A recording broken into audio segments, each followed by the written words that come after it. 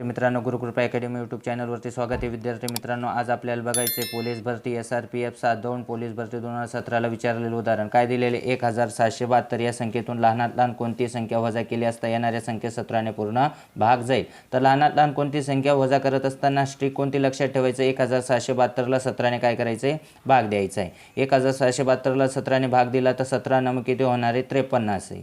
आता यांची वजाबाकी जर केली 7 मधून 3 गेले 4, 6 मधून 5 गेला 1, इथं किती असणार आहे 0, वरून किती घेतला आपण 2, तर 17 8 किती होणार आहे 36 असे.